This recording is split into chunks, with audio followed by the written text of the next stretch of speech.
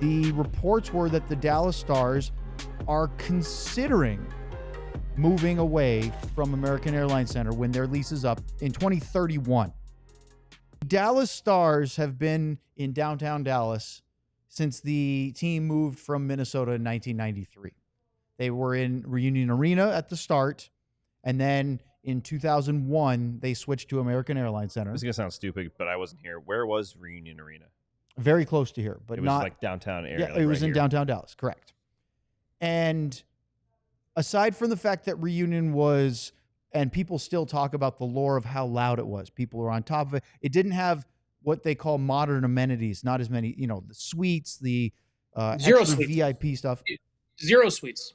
Right. Wow. It didn't have all the stuff that you use as extra sources of revenue. Look, salary caps go up, costs of operations go up. You have to pay and cover all these things. So, teams are looking for revenue sources, whether it's inside the arena or outside it.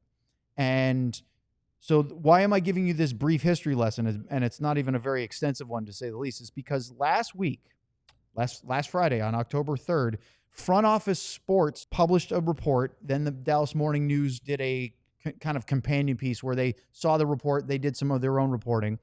And the reports were that the Dallas Stars are considering moving away from American Airlines Center when their lease is up at the end of in 2031. Now, Sean, we already know that the Dallas Mavericks have very much, their new ownership group have voiced their desire to build their own basketball-specific arena, new land, and the development around that, with the obvious yet still not legal casino/sportsbook with that.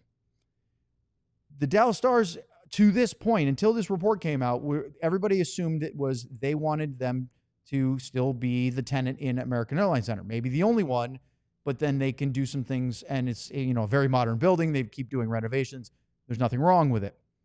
But this report was saying that, and Brad Alberts, the president of the Dallas Stars and CEO, basically admitted and said, we're not denying this. We've talked to Plano. We're going to look at Frisco. We're going to talk to Arlington. Heck, maybe even McKinney's in there. The Colony. What? The Colony. The Colony, right. Yeah. So all the areas around Collin County as a possible place to build a new arena in 6 years' time. When you hear that, and my first reaction was, why would you want to leave downtown? Because they've got a good setup, and while DFW is a sprawling metroplex, and travel is not easy if you don't live near downtown. I'm one of them, right? Driving down to games to our studio is not great for me. If they had put a rink in Frisco or on the border between Frisco and Plano, for my travel purposes, I would love that. There are people that like getting downtown, whether it's riding the Dart or coming from Arlington or Fort Worth, where that would probably be harder. So my first thought was, is this really what they're looking at? Which I guess they are. But is this not leverage to try to get something more out of the city of Dallas and a new lease with the AAC, maybe more money to do renovations? Well, I think this is a key space where two things can be true, right? It can be a leverage play. Everything can be put on if you're the Stars, when you're making this move, you're going to the city of Dallas and you're basically laying it out there that we are willing to move. And the investment in the land and looking into the land and everything directly, that is a real actionable piece of it. They're not bluffing. And so the end of the day, it's and this isn't just a Stars thing. This is a league-wide thing. The NHL is trying to find ways to juice up revenue. And as silly as it sounds, the NHL would be very much on board with a move to Plano or one of those other places with an entertainment district, because in theory, it's the Stars controlling, and they're basically no longer they're not just a tenant, they're a landlord and they're running it. And all of a sudden, that concert that's there on a Saturday night when the Stars are on the road, that goes into hockey related revenue. All of a sudden, all of the parking there goes into hockey related revenue. there are all these things that become part of the larger NHL business model if the team has full control of it, basically. And guys, like, this is not just a Stars thing, this is a sports thing in general, right? Like, look across, sports teams are becoming more and more of content factories, more and more of pure blown businesses than just sports entities, right? Like, I think, like, the most famous, obviously Luds isn't here to eye roll me, but like, think about, like, in soccer, right? Like a PSG or a Barcelona, right? Like, Soccer they have reference.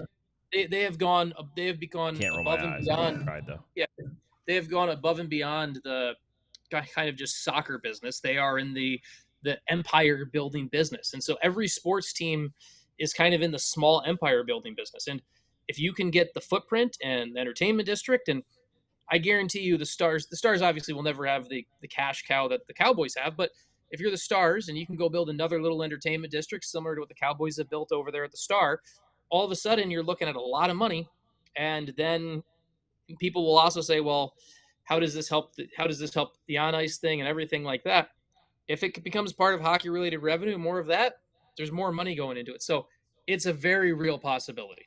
That's the big one, right, Sean? Is that Brad even said it? We want, I think he called it 365-degree revenue, something like that, where it's not just the arena. And as great as the AAC is with the bars that are right there and the stores and everything, that's not owned by the Dallas Stars. No. So to have, like, I think of Edmonton. Edmonton has that arena right there, and right across the street, they have their watch parties, they have their team stores, they have a bunch of restaurants that I believe are all directly owned by the team, and it just keeps people there. You know, you go to the game at 3:00, the Stars are making money from everything you're doing until that time. And as Sean said, it's not just to make money so that they can pay, Brad Alberts more money. It's to make money so that they can afford things and pay players and pay for things to do with the team. And I think that's what's missing at the AAC right now. As much as the building is great, the surrounding is what they want. And as much as it is hard for fans to palate, you can't just continue to raise ticket prices to astronomical levels. And I say that knowing that they have raised prices, and certain people have been very upset about, oh, geez, that's paying a lot more. I don't think they should do that. And the common line is, well, the salary cap goes up and everything else does. And so from one to another, we get more and more of that. Yet there are limitations to it because the fan base will start to back off if they feel like they are paying too much, right? Yep. There's always trying to navigate a fine line between raising it so you can boost your revenues a little bit, but also not giving it away.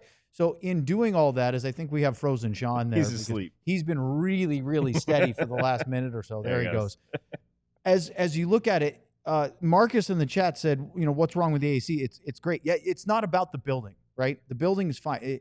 They've done some modern renovations. The center hung scoreboard is new from a couple years ago. They changed out all the seats. They're planning on doing stuff with some of the suites and to keep it as functionally operational and modern as possible. It's not about the building, because if it was just that, they'd be fine. Yep. It's more about, like you said, the extra things you can do around it and having more control and all those things. And that's actually something that would benefit us, because if it goes into, I'm not saying I'm advocating for or against it, right? Because I'm happy with it at the AAC. I like the idea of downtown centers having your arenas. It's a collection. Otherwise, you're just pulling more and more things away. Yep. That being said, if the salary cap goes up because more things are going into hockey-related revenue, then guess what? Players make more. It gets more interesting, and that's always a good thing. Yep, agreed. Sean, you got frozen out there for a minute, so hopefully you've switched it to your strong Wi-Fi. That's become a character on our show now. But anything you want to add over the next minute or two about where this goes in your mind? Yeah, I mean, I think money talks, and I have a hard time when the Stars have already gone and made the kind of effort to try to find that space. It's hard to stare at that kind of potential entertainment district they control completely as something that a path they don't go down. Especially when Stars owner Tom Ghilardi, he is in the hospitality hotel business. I'm sure there's a ton of opportunities he looks at for that. So it's one of those where I would expect it to happen, right? Like we'll see how the city of Dallas pushes back on it and everything like that. I mean, honestly, not to be like funny about it, but like one of the things I can't help but wonder is, and we have a great studio right there, but like, do all of a sudden you guys get moved to Arlington? Like right now, you guys have a studio location that is close and centered to the AAC, right? Yes. Like that's where it's a great spot. And like, for the Mavs and the Stars. Yeah, you can't scooter Mavs to and Stars. Arlington. No, I certainly can't. Yeah, so it's like I just it's kind of one of those funny things where you think about what an arena and a sports team does and everything, and kind of what it brings to the life of a downtown, and I'm just thinking of a DLS studio, but all of a sudden we'll have to ask GM Ben how his lease is on 2031. So yeah, that's right. Hey Sean, really quick, because I know we're going to get to our guest. Is it feasible to build what they want here? Yes, I think from an arena perspective, I think there's definitely the possibility. I think you'd have to be a little bit outside the box. I think you'd have to have some creativity. Now, like one of my favorite arenas in the world is what they've done in Seattle, where they've taken, but that has a little bit of complications where there was no team that had to play in between. So could you do it in the short time for the refresh and do all of that? So I think you could, but getting a blank slate and being able to add those other things be really hard to do. Not to mention that unlike Utah, where they had control of the building, or Seattle, where there wasn't a team there, American Airlines Center is one of the busier venues in the United States. So whether it's games or otherwise, concerts, all those things, it's hard to find a lot of time where you have dormant to do a lot of reconstruction. Not saying it needs a whole lot. All right. Much more on that as we keep an eye on it, although Front Office Sports did say that right now Plano was in the lead. And I think they said they're going to have to make a decision in like the next 6 to 8 months, right? Right, because again, if you want to find a place, plan and build an arena, construct it, all that stuff, that's going to take time. This season. We might even find something out before the end of this year.